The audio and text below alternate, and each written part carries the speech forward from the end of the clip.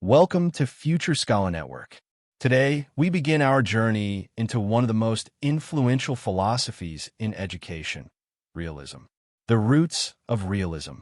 Realism, as a philosophy, finds its earliest champion in Aristotle, often hailed as the father of realism.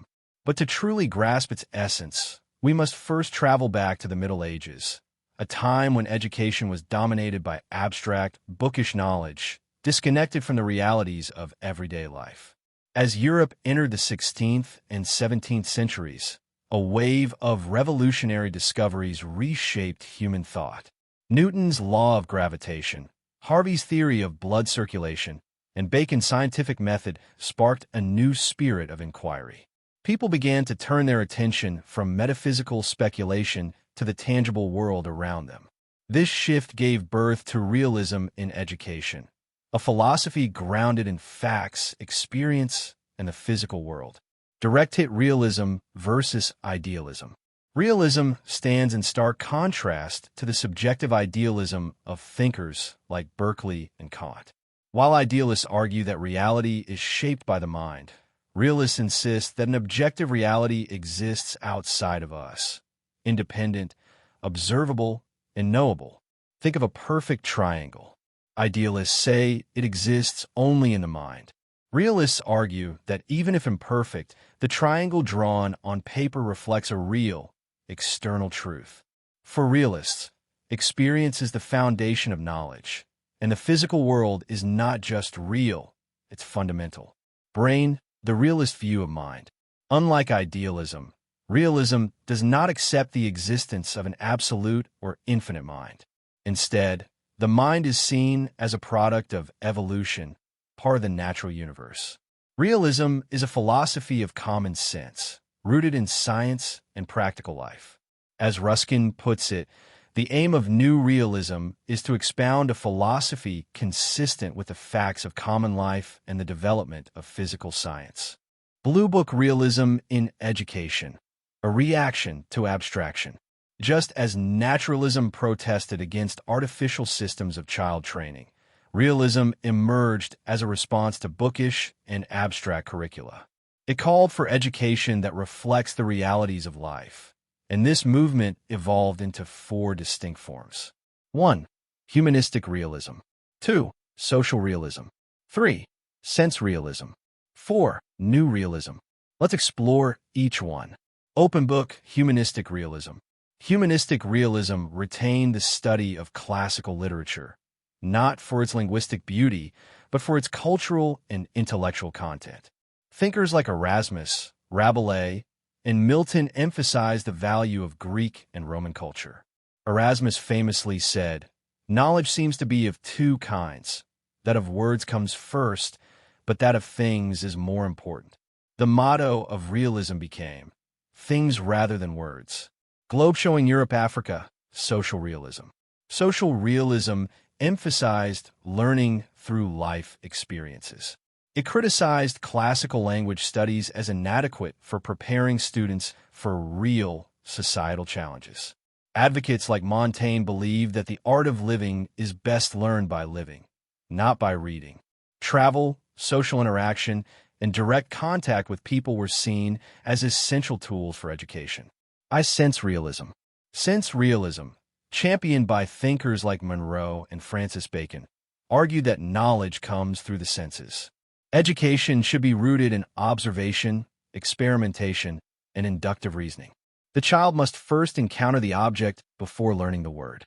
Nature's laws and phenomena, not abstract texts, should form the basis of learning.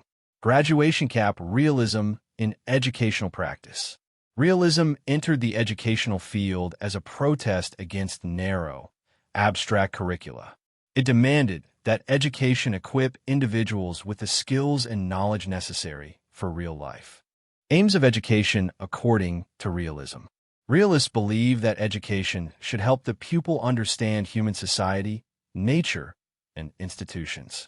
The goal is to enable the learner to adjust to their environment, both socially and naturally. Rabelais envisioned education as the formation of a complete man, skilled in art and industry. Milton echoed this, advocating for an education that prepares individuals to act skillfully, justly, and magnanimously in both peace and war. In essence, realism seeks to produce not just scholars, but capable individuals, ready to make wise decisions and lead fulfilling lives. Books, realism, and the curriculum. With these aims in mind, realism calls for a broad and practical curriculum. Subjects are chosen not for tradition, but for their utility in real-life situations. Modern languages are valued for enabling communication. Sciences are prioritized for their objectivity and relevance.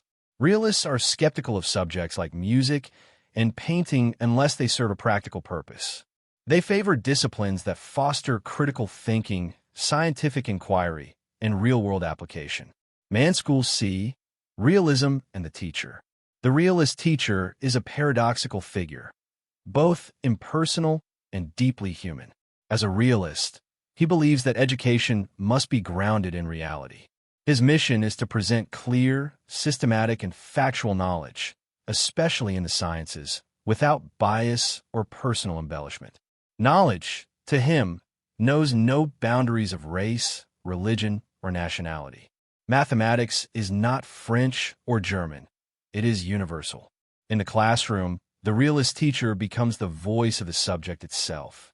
He speaks as chemistry, as mathematics, allowing facts to resonate directly with eager minds. He reveres truth and strives to let facts speak for themselves, minimizing personal influence. Yet, here lies the paradox. To truly educate, the realist teacher must also understand his pupils. He must study child and adolescent psychology, adapting material to their interests and cognitive levels. Objective facts must be presented in a subjective manner, tailored to each learner's perspective. Otherwise, the lesson risks becoming boring, misunderstood, or irrelevant. So while the realist teacher may wish to remain a neutral vessel of truth, he must also humanize his science, bridging the gap between objective reality and subjective understanding. He must help students make their own discoveries, guiding them to stand on their own feet. But in doing so, he sacrifices his own research, caught between the roles of scientist and educator.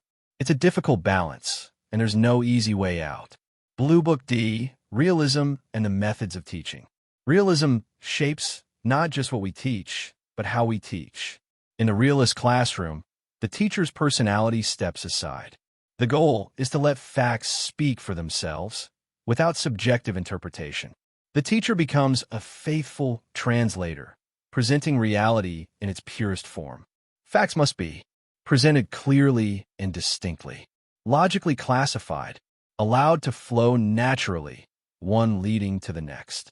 This method mirrors the attitude of the scientist. As Holt writes, the conscientious scientist constructs nothing. His prime concern is not to construct, but to witness. The realist teacher, likewise, seeks to efface personal will and become a transparent medium for truth. Realism favors a synthetic method, starting with parts and building toward the whole. Unlike idealism, which begins with abstract wholes and breaks them down, realism begins with tangible elements and shows how they combine to form meaningful entities. Imagine a carpenter with wood and tools. Each part remains distinct, yet together they form a beautiful table. The beauty is emergent, not inherent in the parts, but still factual and real. This is the essence of realist teaching, constructing meaning from reality without distorting its nature. Trophy merits of realism in education. Realism has left a lasting legacy in modern education. Let's highlight its key contributions. 1. Objectivity in teaching and evaluation. Realism emphasizes factual accuracy, leading to more objective methods of instruction and assessment. 2. Practical and utilitarian education. It rejects impractical learning, advocating for skills and knowledge that serve real-life needs. 3.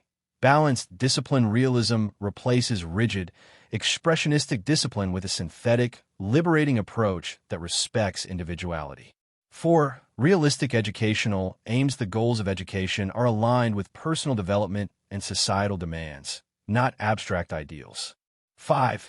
Innovative teaching methods realism has inspired powerful techniques like the inductive method, heuristic learning, and experimentation, all of which remain central to effective teaching today. Clapperboard. Realism is more than a philosophy. It's a call to ground education in truth, experience, and relevance. In our next episode, we'll explore new realism and its evolution in contemporary thought. If this lecture sparked new insights, don't forget to like, share, and subscribe to Future Scholar Network. Let's keep learning, fact by fact, part by part, building a world of understanding.